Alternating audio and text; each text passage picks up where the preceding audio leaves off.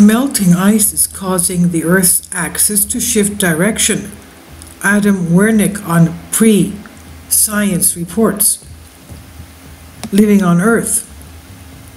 Earth does not always spin on an axis running through its poles.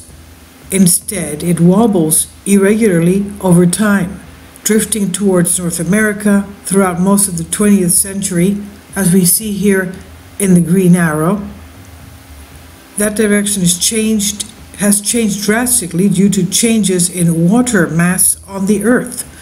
This is an image by NASA JPL Caltech. The direction changed drastically due to changes in water mass on the Earth. Climate change is doing more than melting Earth's enormous polar ice sheets. It's actually changing the Earth's rotation. As the ice melts and runs off into the oceans, and weight of all that mass shifts, causing the Earth to wobble slightly on its axis, explains NASA's Eric Evans, co-author of a new study that documents the changes in the Earth's rotation. It's a fascinating phenomenon, Evans says, but has no major effects for humans. Evans says the Earth's spin axis has been wandering for at least the last 5 million years, ever since ice sheets began to build up in northern Canada and Scandinavia.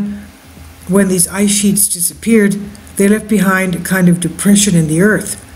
That's a mass deficit with respect to the average Earth, Evans explains, and it causes the pole to want to wander in the direction of that hole that's left there.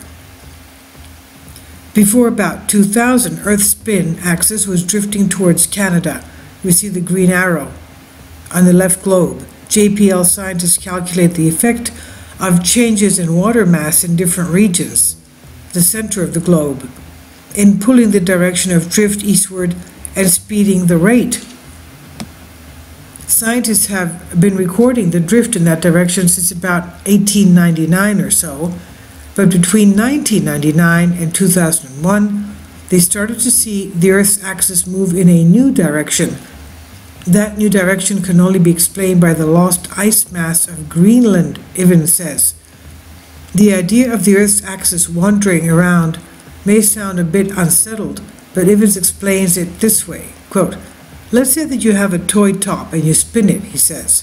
"Since it's very symmetrical, it will tend to nicely just form a single axis of rotation. But if you were to take a tiny piece of chewing gum and stick it on there, you would find out that the spin axis would slightly tip over. That's because the body is no longer symmetrical. It has an off-axis piece of mass on it, which is causing the moments of inertia to change." The new wobbling was first noticed by Jianli Chen, a researcher at the University of Texas at Austin. Chen is an expert in hydrology and part of NASA's GRACE, that's Gravity, Recovery, and Climate Experiment team. Evans' study used Chen's data to bolster the results. He was the first person that published a really nice paper explaining what the new drift direction was, and that the Greenland ice loss was dominating this new direction, Evans says. The movement of the Earth's axis has no particular effect on humans because it's so small. We suspect these changes are occurring at a meter or so, a meter and a half at the most every year. A meter and a half is about a yard and a half, Evans says. But tracking the shift in the Earth axis is crucial for other reasons, including GPS positioning and proper functioning of orbital satellites.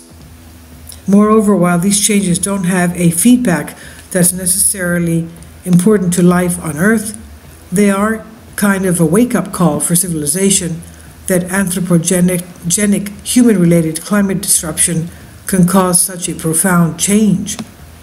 One of the things Jianli Chen mentioned was, "It's just another strange thing that the climate does," Evans says. It is just one of those things you can put on that list of, oh my God, climate change really does that? Well, yeah, this is one of those. This was an article based on an interview that aired on Pre's Living on Earth with Steve Curwood, and it's on pre.org. I'll leave a link below for you for this.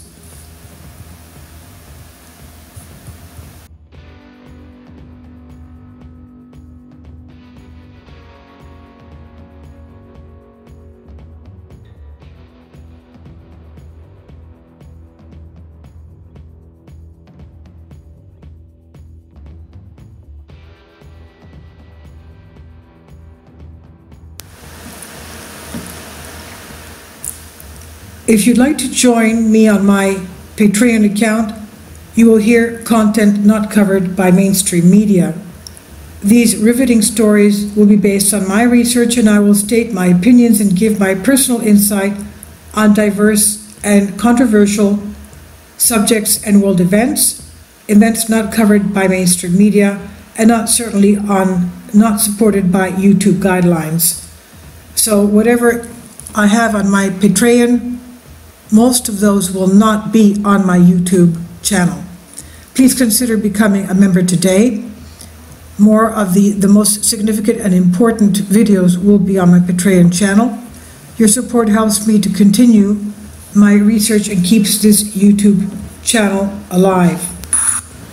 And we depend on your support, your generous charity, because we help economically challenged families here in Athens, Greece, in Kapota, and we also help the young generation with university tuition and the community around our church.